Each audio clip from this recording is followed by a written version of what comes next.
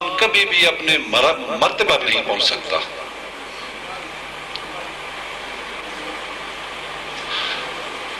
اللہ تعالیٰ نے فرمایا اے مومنو اللہ کا ذکر کثرت سے کرو اور تسبیح صبح اور شام کرو. الہی ذکر اللہ کثرت سے کرنے کا کیا مراد ہے؟ فرمایا اے انسان تیری 3 حالتیں ہوتی ہیں، یا تو کھڑا ہوتا ہے یا بیٹھا ہوتا ہے یا لیٹا ہوتا ہے، چوتھی حالت تو ہے ہی نہیں تیری. اور تو نے ذکر اللہ کتنا کرنا ہے؟ فرمایا فیضا قضیتم الصلاۃ فاذکروا اللہ قیاما وقعودا وعلی جنوبکم. جب نماز پڑھ لیا کرو تو کثرت سے ذکر اللہ کیا کرو، چاہے تم کھڑے ہو، چاہے تم بیٹھے ہو، چاہے تم لیٹے ہو. اور اس کی مزید تشریح، اس کی مزید تفسیر حضور علیہ الصلوۃ والسلام نے ان الفاظ میں فرمائی ہے الانفاس معدودۃ وکل نفس یخرج بغیر ذکر اللہ تعالی فہو میت. اے لوگو تمہاری زندگی کی سانسیں گن کر رکھی گئی ہیں، اور جو سانس بھی ذکر اللہ کے بغیر گزرتی ہے وہ مردہ ہے. اب تھوڑا سا غور کریں، جب انسان گفتگو کر رہا ہے، روٹی کھا رہا ہے، پانی پی رہا ہے، کام کر رہا ہے، سو رہا ہے، تو کیا سانس رک جاتی ہے؟ بولو جب سانس چلتی رہتی ہے. اور ذکر اللہ ہر سانس پر فرض ہے. تو سوچنا چاہیے کہ ذکر اللہ کا مطلب کیا ہے اور تسبیح کا مطلب کیا ہے. فرمایا ذکر اللہ تو ہر دم کا ہمیشہ جاری رکھ، یہ دائمی فرض ہے. چونکہ یہ اللہ تعالیٰ نے حکم دیا دونوں چیزوں کا، یہ دونوں چیزیں ہم پر فرض ہیں. جہاں بھی اللہ تعالیٰ کا حکم آتا ہے قرآن مجید میں وہ فرض عین ہوتا ہے.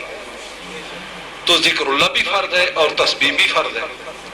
تسبیح اور ذکر اللہ میں فرض کیا ہے، فرق کیا ہے؟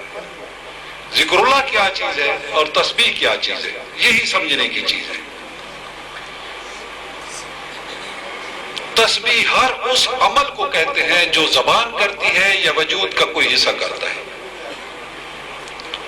اگر آپ کلمہ طیب کی تسبیح پڑھتے ہیں زبان سے، لا الہ الا اللہ محمد رسول اللہ 1000 دفعہ پڑھ جاتے ہیں، 2000 دفعہ پڑھ جاتے ہیں، جتنی مرتبہ بھی پڑھ جائیں، درود شریف پڑھتے ہیں، تلاوت کرتے ہیں، نماز پڑھتے ہیں، روزہ رکھتے ہیں، حج کرتے ہیں، زکوٰۃ دیتے ہیں، جہاد کرتے ہیں، یہ سب تسبیح ہے.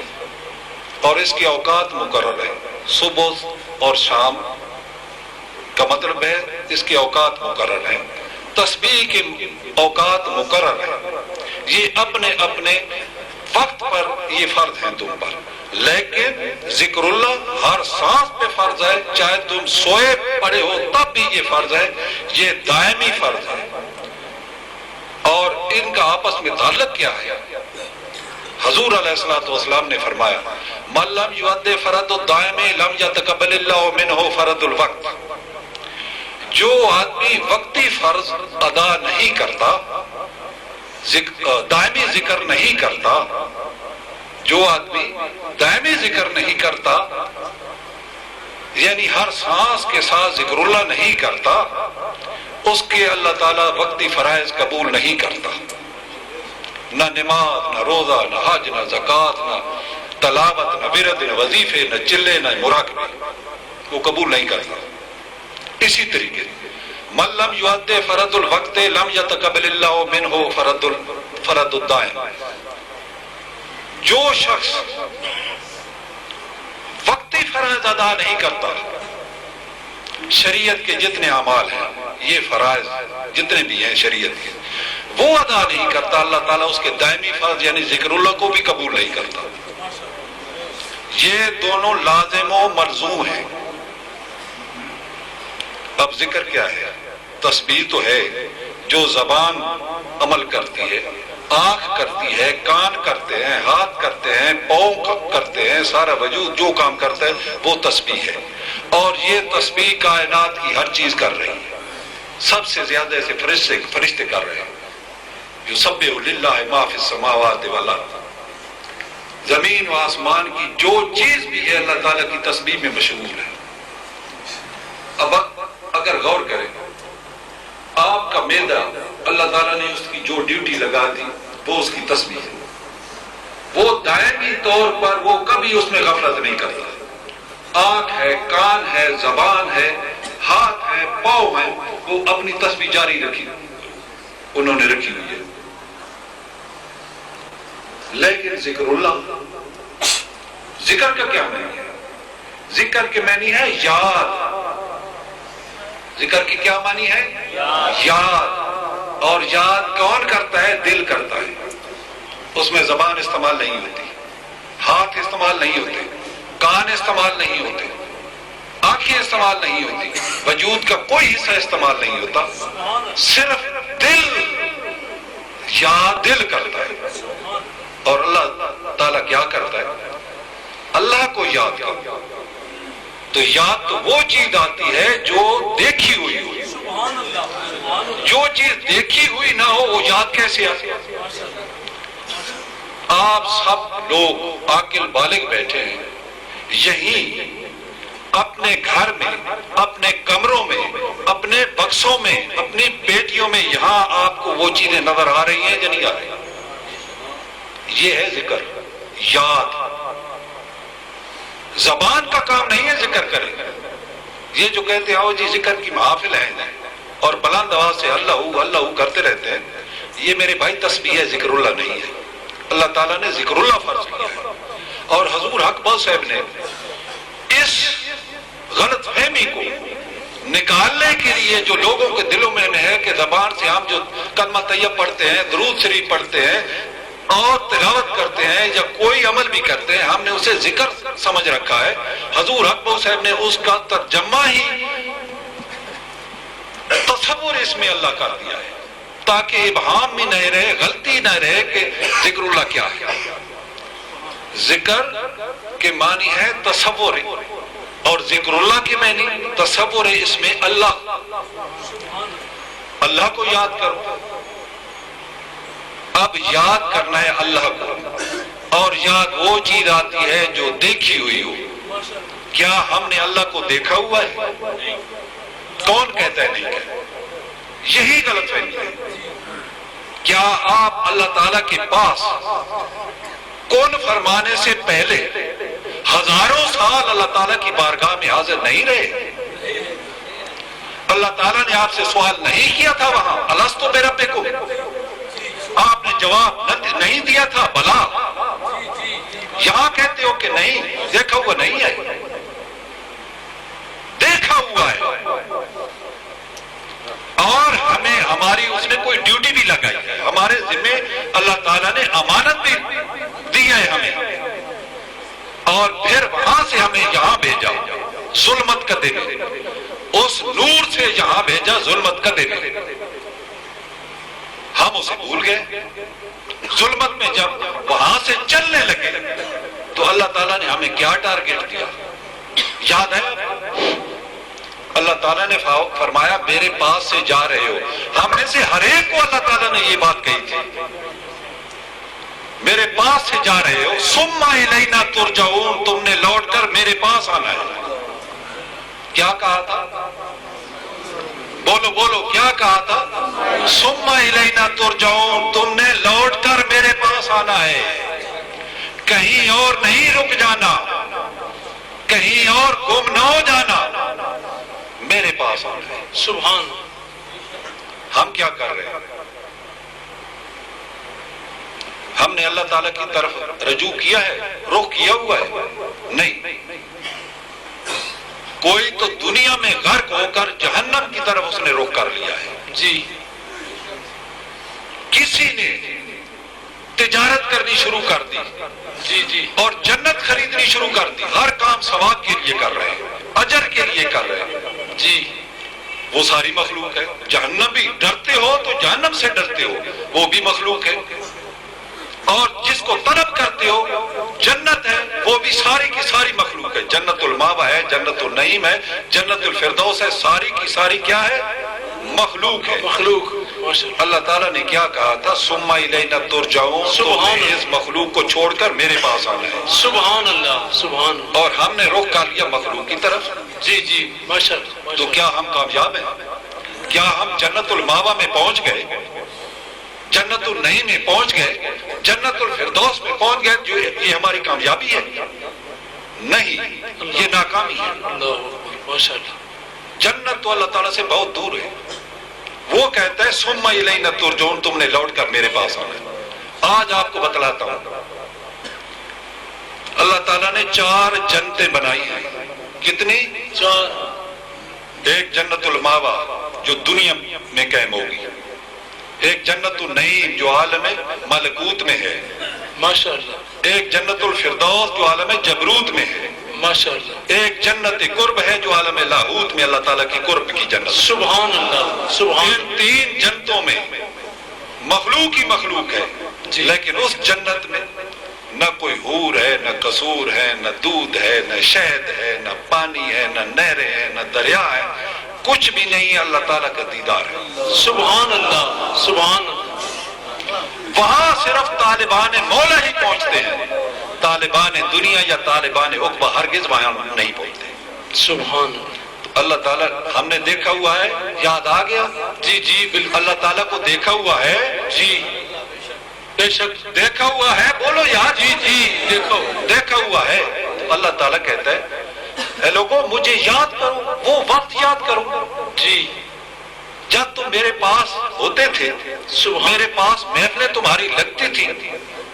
جب یاد کرو گے وہ وقت تو لا محالہ میری طرف دوڑو گے. جب وہ بھول جاؤ گے وہ وقت تو پھر دنیا میں یا عقبہ میں غرق ہو جاؤ گے، میرے پاس نہیں آ سکو گے. اللہ اکبر. ماشاء اللہ. سمجھنے کی بات ہے. جی ذکر اللہ، مجھے یاد کرو. یاد کرتا ہے دل. دل جب دنیا میں انسان پیدا ہو کے آتا ہے تو دل پر کتنے حجابات اللہ تعالیٰ ڈال دیتا ہے ظلمت کے. اور ظلمت کے کتنے حجابات ہیں کل؟ میرے مرشد پاک سلطان العارفین حضرت سلطان باہو رحمۃ اللہ علیہ فرماتے ہیں کہ ظلمت کے 4 مقامات ہیں. غور سے سننا اس بات کو. میں حضور حق مول صاحب کی تعلیمات کا سبق دے رہا ہوں، تقریر نہیں کر رہا. ماشاء اللہ. ماشاء اللہ. اسے سبق کو سمجھو. میں کیا کہہ رہا ہوں، حضور حق مول صاحب کیا فرما رہے تھے؟ آپ فرماتے ہیں ظلمت کے 4 مقامات ہیں. نمبر 1 مقام ازل، کہ اللہ تعالیٰ نے کن فرمایا، مخلوق آسمان بن رہے ہیں، زمین بن رہی ہے، یہ سارے معاملات چل رہے ہیں اور انسان آنکھیں بند کر کے مراقبے میں وہ دیکھ رہا ہے. فرمایا ابھی تک تو مقام ظلمت میں ہے، یہ مقام، یہ سارا مخلوق کا معاملہ ہے، تو مخلوق کو دیکھ رہا ہے. مقام ازل ظلمت کا ایک مقام کیا ہے؟ مقام ازل. ساری مخلوق کا معاملہ ہے، تو مخلوق کو دیکھ رہا ہے، خالق کو چھوڑ دیا، اسے نہیں دیکھ رہا ہے تو ظلمت میں. نمبر 2 مقام ابد، کہ سورہ اسرافیل پھونکا گیا، میدان حشر قائم ہو گیا، حساب کتاب ہو رہا ہے، تو تماشا دیکھ رہا ہے سارے معاملے کا یہاں مراقبے میں بیٹھ کر. فرمایا ابھی تک تو مقام ظلمت میں ہے کہ یہ سارا مخلوق کا معاملہ تو دیکھ رہا ہے.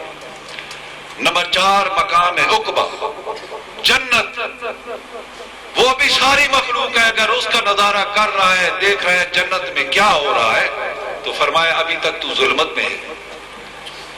نمبر 4 مقام دنیا، یہ ویسے ہی ظلمت ہے. آپ فرماتے ہیں گو کہ ان 4 مقامات میں زندگی کی چمک دمک ہے، لیکن عارف وہ ہے جو ان 4 مقامات کی لذات سے موڑ کر لذت دیدار پروردگار میں غرق ہو جائے. سبحان اللہ. سبحان اللہ. سبحان اللہ. ماشاء اللہ. یہ سلطان العارفین کی تعلیمات ہیں. جی جی. عارفوں کے بادشاہ. عارف کون ہوتا ہے؟ جو اللہ تعالیٰ کی ذات کو پہچانتا ہے، اور پہچان دیکھے بغیر نہیں ہوتی. اب عجیب سا ایک الجھاوا پیدا کر رکھا ہے ہماری تعلیم نے، جو ہمیں دی جا رہی ہے کہ اللہ تعالیٰ تو دنیا میں جی نظر نہیں آتا۔ ارے میرے بھائی، تھوڑا سا تو اپنے عقل کو بھی استعمال کر لے، کیوں نظر نہیں آتا؟ کیا ہم میں وہ طاقت نہیں ہے، وہ صلاحیت نہیں ہے اللہ تعالیٰ کو دیکھنے کی؟ کیوں نہیں آتا؟ ہمیں تو اس نے کلمہ بھی یہ دے دیا، اشہد ان لا الہ الا اللہ و اشہد ان محمد عبدہ و رسولہ۔ یہ کلمہ پڑھتے ہیں نا ہم لوگ، ذرا ایک دفعہ پڑھ لیں سارے، اشہد ان لا الہ اشہد ان لا الہ الا اللہ و اشہد ان محمد عبدہ و رسولہ۔ اپنے اندر غور کریں کہ آپ نے کیا کہا۔ آپ نے کہا کہ میں شہادت دیتا ہوں کہ اللہ کے سوا کوئی معبود نہیں۔ شہادت دی ہے آپ نے؟ جی جی جی۔ اور شہادت بغیر مشاہدے کی جھوٹی ہوتی ہے، شہادت کی تو بنیادی مشاہدہ ہے۔ بے شک کلمہ پڑھتے ہو اور انکار کرتے ہو اللہ نظر نہیں آتا۔ اللہ اکبر، ماشاء اللہ۔ ہمارے دین میں تو پہلا کلمہ بھی یہی رکھ دیا گیا ہے اور آپ کہتے ہیں اللہ نظر نہیں آتا۔ اللہ اکبر۔ میرے مرشد پاک سلطان العارفین حضرت سلطان باہو رحمۃ اللہ علیہ فرماتے ہیں، ہر کہیں جائے لکھائے حق ندید، سبحان جو حیواں بر زمین کا میں چری۔ سبحان اللہ۔ جس آدمی نے یہاں دنیا میں اللہ تعالیٰ کا دیدار نہیں کیا، وہ گویا ایک جانور تھا جو یہاں گھاس چرتے چرتے گزر گیا۔ اندازہ لگائیں، کون کہتا ہے؟ ارے معرفت کس چیز کو کہتے ہیں؟ معرفت پہچان کو، پہچان دیکھے بغیر ہوتی نہیں۔ آپ کہتے ہیں کہ اللہ نظر نہیں آتا، ارے آنکھ بنوانے کی ضرورت ہے۔ سبحان اللہ، سبحان اللہ، ماشاء اللہ۔ کیا ہے؟ اللہ نظر آتا ہے، وقت ہم نے اس کے پاس گزارا ہے اور وہ کہتے ہیں مجھے یاد کر، ہر دم یاد کر، مجھے بھول مت۔ اور ہم نے کیا کر دیا؟ سارا زور ہم نے نماز، روزے، حج، زکات، تلاوت اس پر لگا دیا۔ اور اس کے متعلق اللہ تعالیٰ نے کیا فرمایا؟ دیکھیے، ذکر اللہ کس کا کام ہے؟ دل کا۔ سمجھ رہے ہیں میری بات؟ سن بھی غور سے رہے ہیں۔ اس نے کیا کہا ہے؟ ذکر اللہ، ذکر اللہ کرو۔ اور ہم نے صرف ذکر اللہ کو چھوڑ دیا، تسبیح شروع کر دی، رات دن نماز، روزہ، حج، زکات، جہاد کر رہے ہیں، لیکن ہماری حالت کیا ہے ان اعمال کی؟ کیا اس میں ہم کامیاب ہو رہے ہیں؟ جب اللہ کا نبی حضور علیہ الصلوۃ والسلام فرماتے ہیں ان اللہ لا ينظر الى صورکم ولا ينظر الى اعمالکم بل ينظر فی قلوبکم ونیاتکم، بے شک اللہ تعالیٰ نہ تو تمہاری صورتوں کی طرف دیکھتا ہے کہ تم نے کتنی پاکیزہ صورتیں بنا رکھی ہیں، نہ ہی تمہارے اعمال کی طرف دیکھتا ہے کہ تم کتنے خوشنما اعمال اختیار کیے بیٹھے ہو، بلکہ اللہ کی نظر تمہارے دل پر ہے۔ تمہارا دل میری طرف دیکھ رہا ہے یا نہیں دیکھ رہا؟ اللہ تعالیٰ ان اعمال کو دیکھتا ہی نہیں جن پر ہم نے بھروسہ کر رکھا کہ یہ جب ہمیں اللہ تعالیٰ کی پہچان نہیں ہو سکی، ذکر اللہ نہیں کر سکے، تو ہمارے پلے کچھ نہیں۔ ہاں، اب خاص نقطہ، انتہائی اہم ترین نقطہ دین کا یہ سمجھے